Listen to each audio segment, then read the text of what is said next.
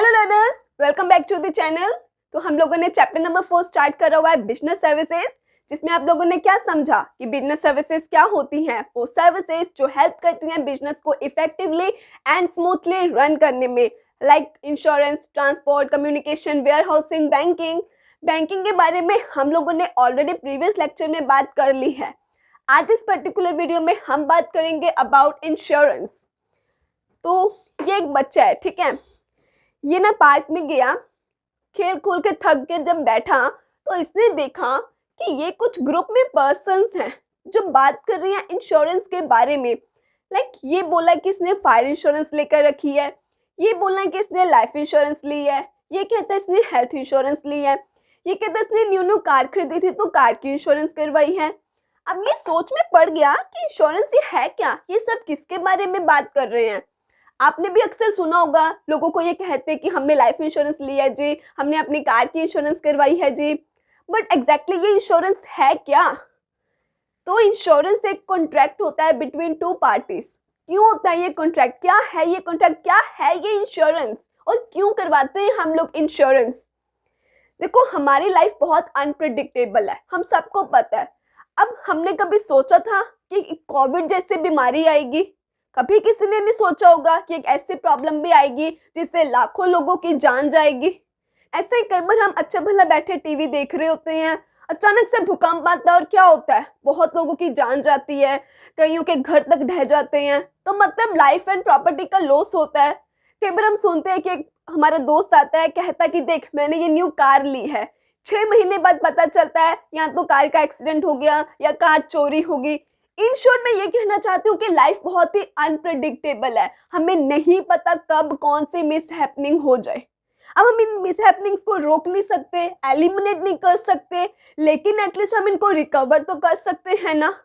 तो बस इंश्योरेंस क्या है, कॉन्ट्रैक्ट होता है दो पार्टीज के बीच में, जहां पर एक पार्टी मतलब जो इंश्योरेंस कंपनी होती है वो ये प्रॉमिस करती है कि अगर कोई मिस हैपनिंग होती है तो हम लोग आपकी फाइनेंशियली हेल्प करेंगे। मतलब हमारा लॉस कौन बेयर करता है? Insurance company.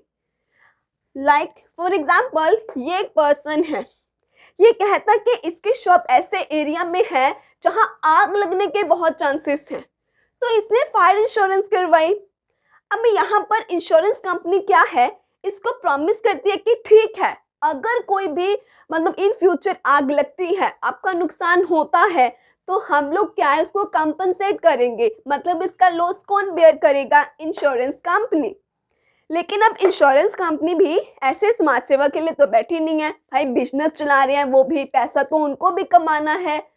तो अगर ये उसका लॉस बेयर करती है तो कुछ तो अमाउंट इसको भी देना पड़ेगा ना।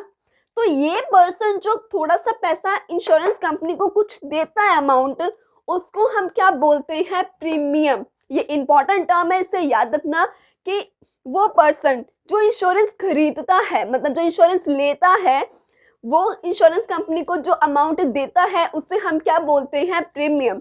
अब क्वेश्चन ये अराइज होता है कि प्रीमियम कब दिया जाता है? ये इन दोनों में आपस में डिसाइड करा होता है।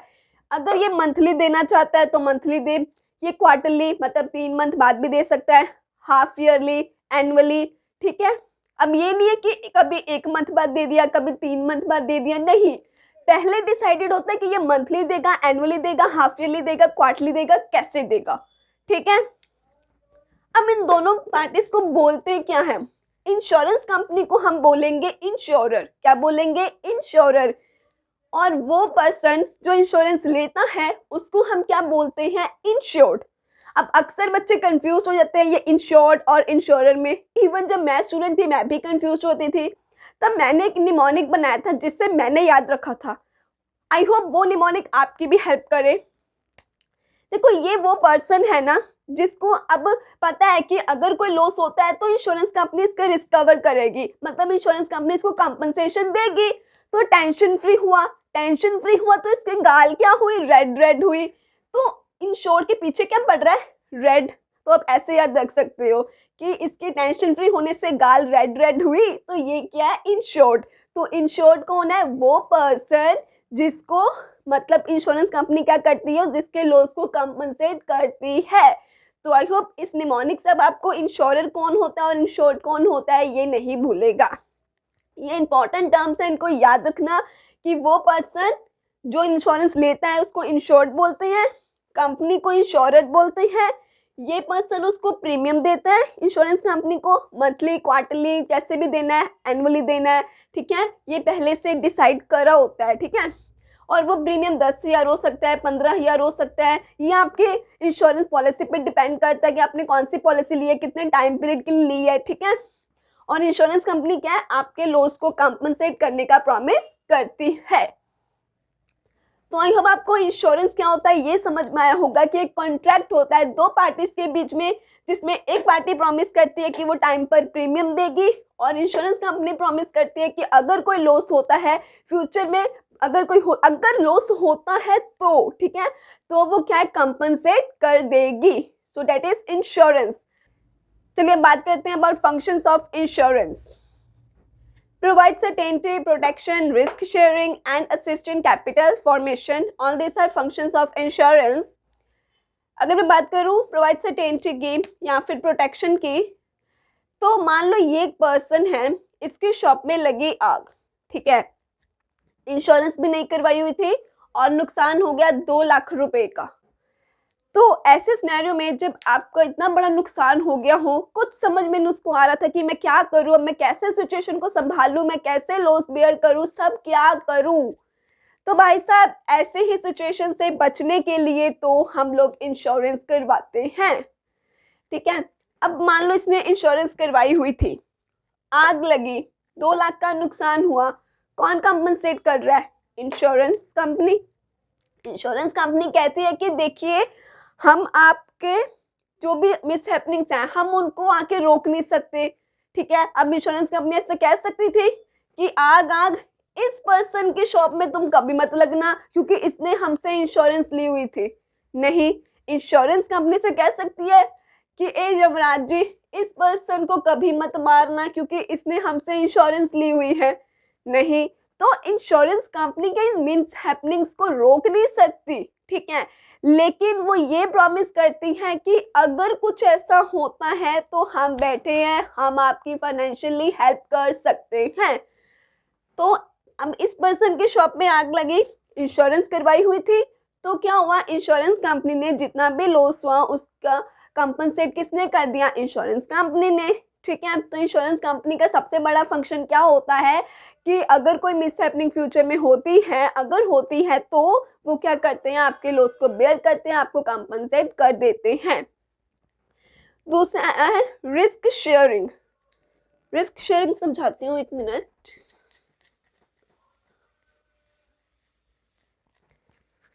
अगर मैं रिस्क शेयरिंग की बात करूं तो ये एक पर्सन है, ये भी एक पर्सन है, ये भी एक पर्सन है, ठीक है, ये हमारी इंश्योरेंस कंपनी है।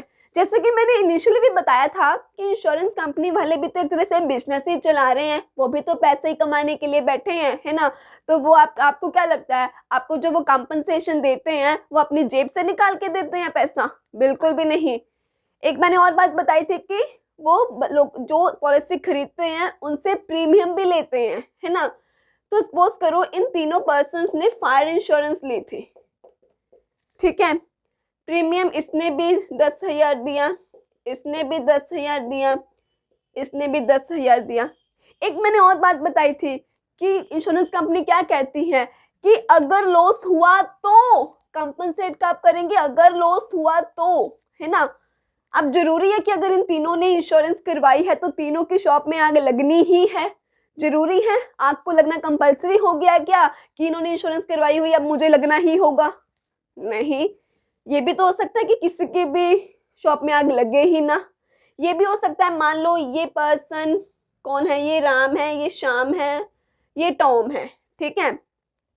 अब टॉम की शॉप में आग लग गई, ठीक है, इनकी शॉप में आग नहीं लगी, तो इंश्योरेंस कंपनी ने क्या करा, ये अच्छा अभी तक इंश्योरेंस कंपनी के पास 10,000 कितना था, इंश्योरेंस कंपनी के पास 30,000 था।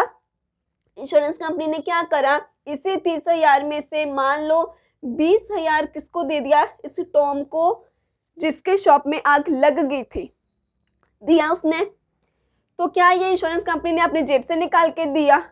नहीं। इंश्योरेंस कंपनी क्या करती हैं, इन पर्सन्स के जो भी हैं इनको, इनके रिस्क को पूल कर रही है यहाँ पे। वो वही बात हमने बैंकिंग में क्या पढ़ा था, जो हम लोग डिपॉजिट करवाते हैं, जिनको लोन चाहिए होता है उसी पैसे को में तो बैंक में भी तो सर्कुलेट करते हैं, है ना। बस ऐसे ही ये सभी फायर इंश्योरेंस वाले थे, इनके रिस्क को पूल करा, इसमें से जिसका नुकसान हो गया इसी में से उसको पैसा दे दिया।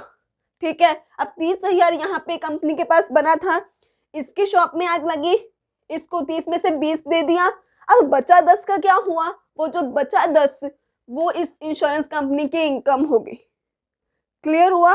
ये 2 पॉइंट मैंने इकट्ठे समझाए थे, जहां पर इंश्योरेंस कंपनी ये कहती है कि अगर लॉस होता है तो चिंता मत करो, हम उसको कंपनसेट कर देंगे, मतलब हमें प्रोटेक्शन देती है।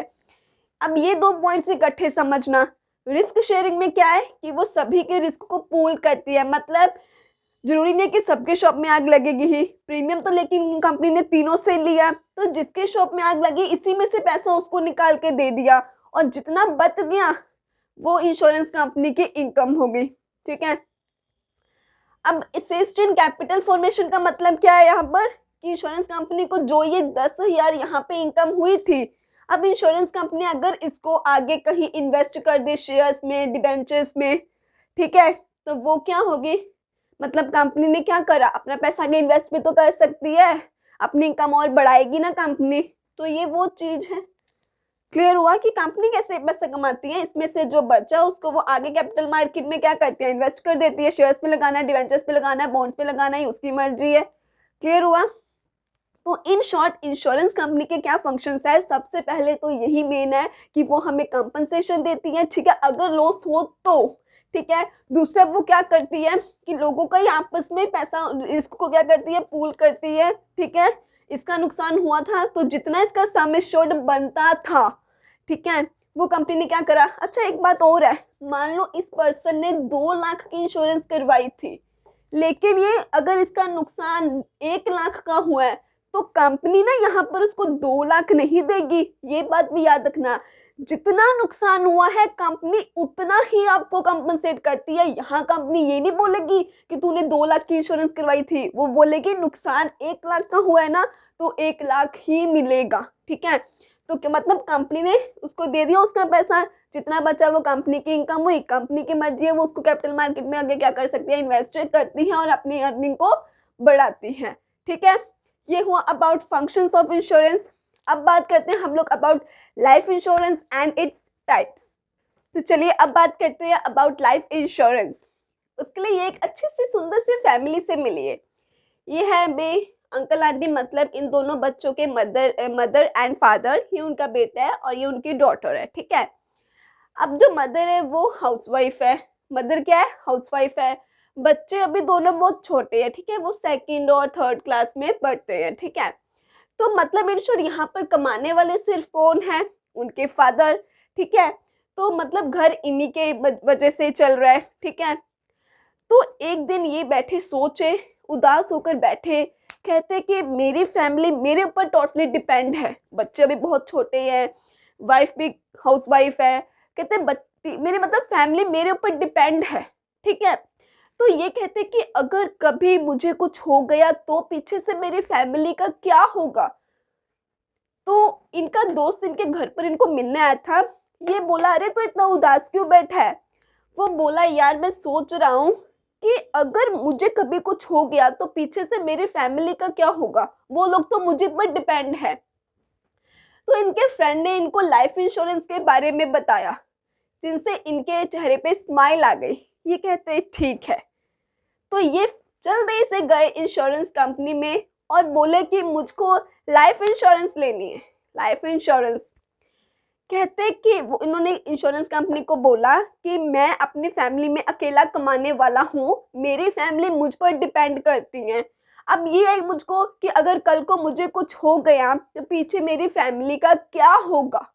तो ऐसे सिनेरियो में अब इंश्योरेंस कंपनी कहते हैं देखो अगर किसी की डेथ होगी, अब वो उस पर्सन को जिंदा तो नहीं कर सकते, नो डाउट उस पर्सन की कमी नहीं पूरी हो सकती, लेकिन इंश्योरेंस कंपनी कहती है कि हम इतना कर सकते हैं कि आपके कुछ होने के बाद अगर मान लो आपकी डेथ होती है तो अगर आप इंश्योरेंस करवाते हो तो वो जो पैसा है वो हम आपकी फैमिली को दे देंगे।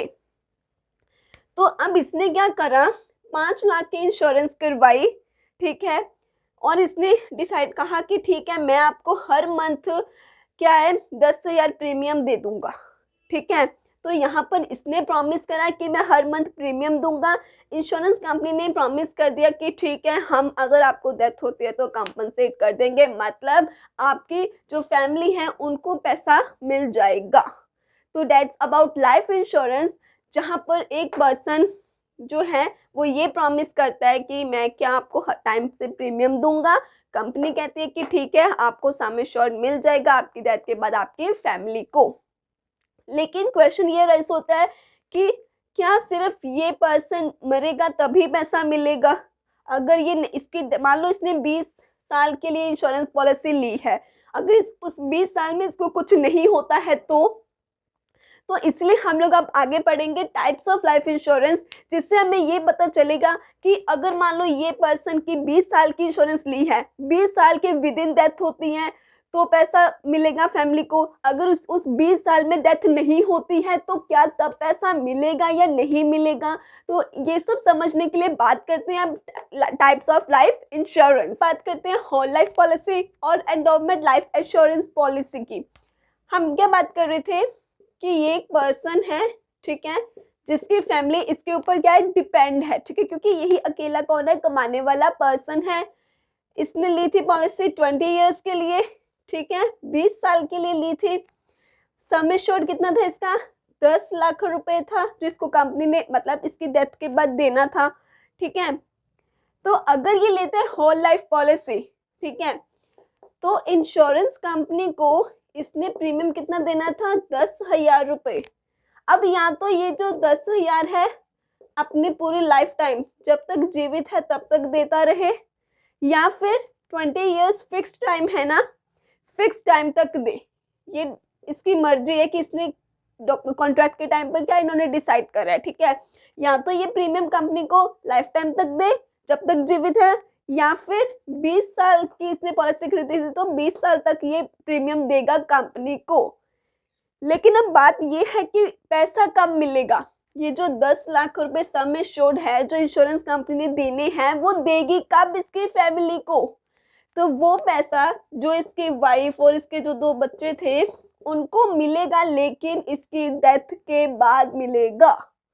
होल लाइफ पॉलिसी में क्या है कि जब वो पर्सन जिसने इंश्योरेंस करवाई है लाइफ इंश्योरेंस, पैसा तभी मिलेगा जब उसकी डेथ होगी, उसकी डेथ के बाद ही उसकी फैमिली को सम एश्योर्ड मिलता है, ठीक है। जैसे इसके केस में 10 लाख रुपए सम एश्योर्ड थे तो इसकी डेथ हो जाने के बाद ही इसकी फैमिली को 10 जो लाख रुपए हैं वो मिलेंगे, इसकी डेथ से पहले नहीं मिलेंगे। अगर मान लो ये 20 साल पूरे हो गए लेकिन इसकी डेथ नहीं हुई तो पैसा नहीं मिलेगा। पैसा होल लाइफ पॉलिसी में तभी मिलेगा जब इसकी डेथ होगी, वरना नहीं मिलेगा। एक है एंडोमेंट लाइफ इंश्योरेंस पॉलिसी। इस केस में अब क्या होगा? इस केस में मान लो इसने ली थी ना 20 साल के लिए, 20 साल के लिए इसने पॉलिसी ली थी ना, एक तरफ ये खुद है एक तरफ 20 साल है, क्लियर हुआ? इसकी डेथ हो गई, 20 साल अभी पूरे नहीं हुए, मान लो 18 साल में इसकी डेथ हो गई तो 10 लाख रुपए मिल गए इसकी फैमिली को। अगर मान लो 20 साल पूरे हो गए लेकिन ये अभी भी जीवित है तो पैसा मिल जाएगा 10 लाख रुपया इसको। यही डिफरेंस है होल लाइफ पॉलिसी में और एंडोमेंट लाइफ इंश्योरेंस पॉलिसी में। होल लाइफ पॉलिसी में चाहे 20 साल पूरे हो जाए लेकिन जब तक इसकी डेथ नहीं होगी इसकी फैमिली को पैसे नहीं मिलेंगे। लेकिन एंडोमेंट लाइफ पॉलिसी में क्या होता है कि इसकी डेथ और टाइम पीरियड दोनों में से जो पहले हो गया उसको देखा जाता है। अगर मान लो इसकी डेथ पहले होगी और ये नहीं भी पूरे हुए लेकिन इसकी डेथ तो हो गई ना, तो फैमिली को पैसा मिल गया। मान लो 20 साल पूरे हो गए लेकिन ये अभी भी जिंदा है, इसकी डेथ नहीं हुए, तो वो पूरे 10 लाख रुपए इसको खुद को ही मिल जाएंगे। क्लियर हुआ? यही इन दोनों में डिफरेंस है। एक में डेथ के बाद ही पैसा मिलता है, एक में ये देखा जाता है कि टाइम पूरा हो गया है ये जिंदा है तो इसको दे दो, ये मर गया तो इसकी फैमिली को पैसा दे दो, ठीक है। यही इन दोनों के बीच में डिफरेंस है। नेक्स्ट बात करते हैं ज्वाइंट लाइफ पॉलिसी की। ज्वाइंट से आपको क्लियर हो रहा होगा कि कोई एक पर्सन तो यहाँ पे पॉलिसी नहीं ले रहा है, या तो 2 जाने मिलकर ले रहे हैं या फिर 2 से ज्यादा जाने क्या है मिलकर उस पॉलिसी को ले रहे हैं। मतलब एक फर्म के पार्टनर्स, पार्टनरशिप फर्म के पार्टनर्स मिलकर ले रहे हैं, या फिर हो सकता है 2 मतलब हस्बैंड एंड वाइफ मिलकर पॉलिसी ले रहे हैं।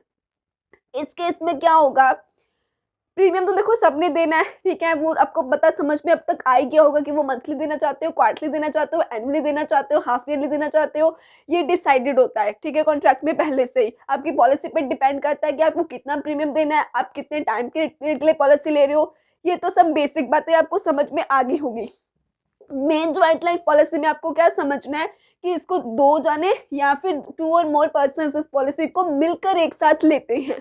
अब यहाँ पर या तो ये दोनों मिलकर अलग अलग प्रीमियम दे दे। मान लो अगर इनका प्रीमियम 10,000 बनता है तो 5 ये दे दे और 5 ये दे दे, या फिर ये अकेला ही 10 दे दे, ठीक है, या फिर ये 6 दे दे, ये 4 दे दे। ये इनकी मर्जी है कि इनको आप मिलकर प्रीमियम देना है, सिर्फ एक ने देना है, कैसे देना है, ठीक है। अब मान लो इसकी डेथ हो गई, वाइफ की डेथ हो गई, तो टाइम पीरियड पूरा होने पे क्या होगा, तो सम एश्योर्ड किसको मिल जाएगा, हस्बैंड को मिल जाएगा। अगर मान लो हस्बैंड की डेथ हो गई तो किसको मिल जाएगा, सम एश्योर्ड वाइफ को मिल जाएगा। ऐसे पार्टनरशिप फर्म में मान लो A, B, C, D ये 4 पार्टनर्स थे जिन्होंने मिलकर ज्वाइंट लाइफ पॉलिसी ली थी। अब इसमें क्या हुआ, B की बीच में से डेथ हो गई तो जो पैसा है वो किसको मिल जाएगा, A, C और D को, ठीक है। ज्वाइंट लाइफ पॉलिसी में यही चीज होती है कि 2 लोग या फिर 2 से ज्यादा लोग क्या मिलकर पॉलिसी लेते हैं, ठीक है। प्रीमियम कैसे आपस में बांट के देना है ये लोग आपस में डिसाइड कर सकते हैं क्लियरली। और उसके बाद एक जब मर जाता है तो दूसरे को पैसा मिल जाता है, एक मर जाता है तो बाकी बच्चों को क्या है, सम एश्योर्ड कंपनी दे देती है। बात करते हैं अबाउट एन्युटी पॉलिसी में। इसमें ये 2 पर्सन हैं, ठीक है। एक ये उदास जो बैठा है ये करता है प्राइवेट जॉब, और ये जो खुश बैठा है ये बैठा करता है गवर्नमेंट जॉब। अब ये खुश क्यों है और वो उदास क्यों है, ये खुश इसलिए कहता 10 देखो दोनों ना 10 साल बाद क्या है रिटायर होने वाले हैं। ये कहता मुझे टेंशन नहीं है, मैं रिटायर हो जाऊंगा, लेकिन क्योंकि मैं गवर्नमेंट एम्प्लॉय हूँ इसको क्या है पेंशन मिलेगी। ये कहता मैं तो प्राइवेट वाला हूँ, मुझे कौन पेंशन देगा रे, 10 साल बाद मेरा क्या होगा। तो ये कहता तू चिंता मत कर, तू एक काम कर, इंश्योरेंस कंपनी में जा, वहां से कुछ ना कुछ तो तुझे पता चल जाएगा, ऐसा कुछ ना कुछ पॉलिसी तो होगी जो तेरी रिटायरमेंट के बाद तेरे काम आए। ये गया इंश्योरेंस कंपनी में। इंश्योरेंस कंपनी ने बोला हाँ जी बिल्कुल हमारे पास ऐसी स्कीम भी है, अगर आप एन्युटी पॉलिसी लेते हो तो उससे क्या होगा कि जब आप रिटायर हो जाओगे तो आपको हर मंथ क्या है पैसा आना शुरू हो जाएगा। तो इसने क्या करा, एक तरह से पेंशन स्कीम की तरह ही है, इसने क्या करा एन्युटी पॉलिसी खरीदी। उस अब हर मंथ इसने भी प्रीमियम तो देना ही है, इसने क्या करा अब ये हर मंथ प्रीमियम दे। कैसे अब तक आप फिर से समझ गए होंगे कि हर मंथ प्रीमियम देना है या फिर एनुअली देना है, हाफ ईयरली देना है, जैसे भी इसको ठीक लगता है। ये क्या कह रहा है कि ठीक है मैं आपको हर मंथ प्रीमियम दे दूंगा जब ये रिटायर हो जाएगा। मान लो इसने 10 साल बाद रिटायर होना था ना, तो इसने 10 साल की पॉलिसी खरीद ली। 10 साल बाद क्या है, अब जब ये रिटायर हो गया तो इंश्योरेंस कंपनी इसको क्या है पैसा देना शुरू कर देगी, ठीक है, और इसका गुजारा शुरू हो जाएगा। मतलब इसके लिए भी एक तरह से ये पेंशन इसको लग गई है। क्लियर हुआ, ये थी एन्युटी पॉलिसी। अब बात करते हैं लास्ट टाइप की लाइफ इंश्योरेंस पॉलिसी की, that is children endowment policy. ये पॉलिसी होती है बच्चों के लिए, मतलब अपने बच्चों के मैरिज के खर्चे के रिगार्डिंग या फिर एडुकेशन के लिए अगर आप पॉलिसी लेते हो। फॉर एग्जाम्पल अगर ये एक पर्सन है, ठीक है, इसने अपनी ये चाहता है कि अपनी बेटी की शादी के खर्चे के लिए मान लो इसने ये पॉलिसी ली है, तो इसने 21 साल के लिए ली है, ठीक है, 21 साल की। जब इसकी बेटी 21 साल की होगी तब इसको इंश्योरेंस कंपनी पैसा देगी। अब ऐसा नहीं है कि अभी इसकी बेटी 15 साल की और ये कहे कि मुझे सम एश्योर्ड दे दो, नहीं, ये क्या करेगा हर मंथ प्रीमियम देगा, ठीक है, और जब इसकी बेटी क्या 21 साल की हो जाएगी तब जितना भी इसका सम एश्योर्ड बनता है, मान लो 5 बनता है, 10 लाख बनता है, 15 लाख बनता है, जितना भी बनता है, इंश्योरेंस कंपनी क्या है इसको उस टाइम देगी। ये इंश्योरेंस कंपनी क्यों दे रही है? ताकि इसकी बेटी की शादी का जो खर्चा है वो मतलब तब हो जाए, ठीक है। ऐसे अगर मान लो ये अपनी बेटी की पढ़ाई के लिए लेना चाहता है स्कीम ये, तो फिर क्या है, जब तक इसकी बेटी, मान लो ये चाहता है कि इसको अपनी इस बेटी को एमबीए करवानी है, ठीक है, अब्रॉड में, तो जब तक इसकी बेटी एमबीए तक नहीं पहुंच जाती तब तक इंश्योरेंस कंपनी इसको सम एश्योर्ड नहीं देगी। इन शॉर्ट यहाँ पे क्या पेरेंट्स क्या है कि मान लो वो फादर है या मदर है, वो हर मंथ इंश्योरेंस कंपनी को प्रीमियम देते हैं। क्यों? ताकि जब वो टाइम आए, उनका बच्चे की शादी का टाइम आ गया है, तो इंश्योरेंस कंपनी क्या है फिर उनको सम एश्योर्ड दे देगी। अब उनके बच्चे की पढ़ाई का टाइम आ गया है, तो उस टाइम पर क्या है, इंश्योरेंस कंपनी उनको सम एश्योर्ड दे देती है। लेकिन उसके टाइम के पहले इंश्योरेंस कंपनी सम एश्योर्ड नहीं देगी। मान लो अभी इसकी बेटी की शादी हो नहीं रही है, ये कह रहा है कि मेरे को सम एश्योर्ड दो, तो इंश्योरेंस कंपनी नहीं देगी। इंश्योरेंस कंपनी पहले इन्वेस्टिगेट करेगी कि हाँ वाकई में इसकी बेटी की शादी होने जा रही है, तो कंपनी क्या करेगी, इसको सम एश्योर्ड दे देगी। ऐसे एडुकेशन के केस में है। ओके, सो आई होप आपको इंश्योरेंस क्या होता है समझ में आया होगा, उसके फंक्शंस, लाइफ इंश्योरेंस की टाइप्स आपको अच्छे से समझ में आ गई होगी। अपकमिंग वीडियो में बात करते हैं about types of general insurance. तब तक के लिए टेक केयर, अपना ध्यान रखना, खुश रहिए, हेल्दी रहिए, पढ़ते रहिए, ठंडी का मजा लेते रहिए। और वीडियो अच्छी लगे तो उसको लाइक करें, चैनल को भी सब्सक्राइब करें एंड अपने फ्रेंड्स के साथ भी वीडियो को शेयर करें। एंड ऑफ कोर्स कोई भी डाउट हो तो आप कमेंट सेक्शन में पूछ सकते हो या फिर इंस्टाग्राम में भी मैसेज कर सकते हो। Thank you.